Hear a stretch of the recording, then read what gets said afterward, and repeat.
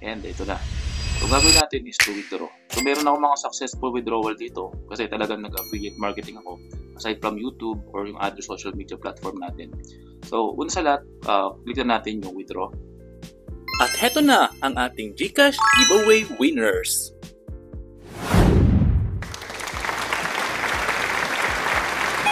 Ganito lang kadali sumali sa ating GCash giveaway. I-like, mag-subscribe at mag-comment lang kung bakit ikaw ang dapat manalo ng ating GCash giveaway.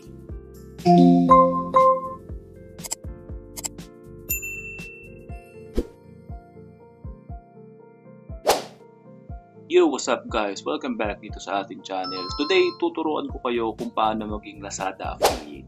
So at the moment, meron tayo ditong 2,700 sa wallet natin. Ngayon, paano natin na-earn yan? Una sa lahat, i-back lang natin sa homepage ng Lazada. Make sure na meron kayong Lazada guys. Okay, so hanapin natin yung ating last affiliate dito sa taas. So click lang natin ganyan.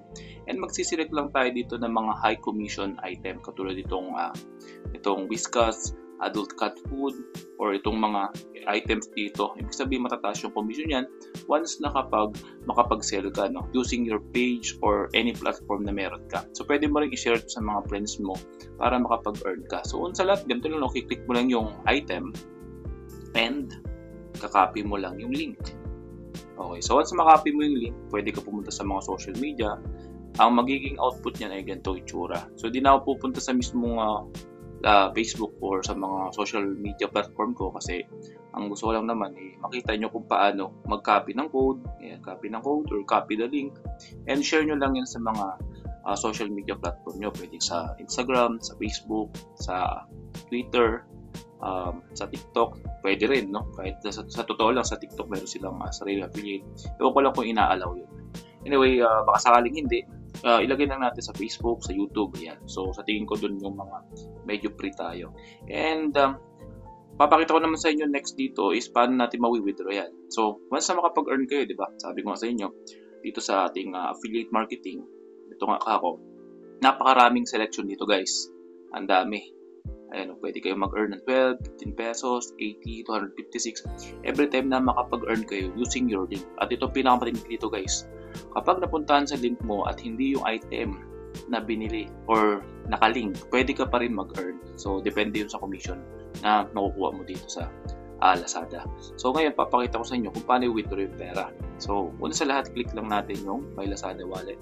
Click natin 2,700 at nakikita nyo dyan, nandito pa yung 2,700 natin. Pwede natin i-click yan, just like that. And ito na. So gagawin natin is to withdraw. So meron ako mga successful withdrawal dito kasi talagang nag-affiliate marketing ako aside from YouTube or yung other social media platform natin. So una sa lahat, click na natin yung withdraw. Okay. So available deposit 2,700. Click lang natin yan and proceed. So sa pag-withdraw ito guys, yung GCash number ko ang gagamitin ko or GCash account ko. So una sa lahat, ang ilalagay ko dito yung maximum na. Okay. So 2,700 ang withdraw ko using Lazada. So Lazada to GCash to.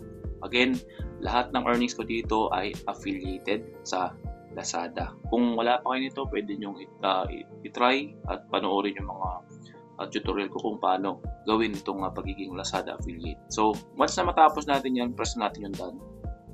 Okay. And ito napakaganda dito. Instead na may 5 pesos transaction fee, na-cancel yan. So sa tingin ko bonus yan. Okay, continue natin. Alright.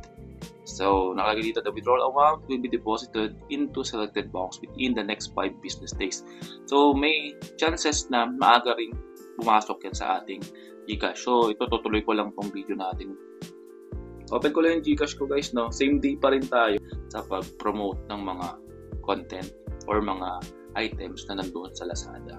So nakita nyo naman na nakapag-earn na tayo ng ganito kalaki dahil din yan sa mga affiliate marketing natin. So maliban sa Lazada, meron din akong affiliate sa TikTok at meron din akong affiliate sa Shopee. So pwede nyo panoorin yung mga tutorial natin dito sa channel natin.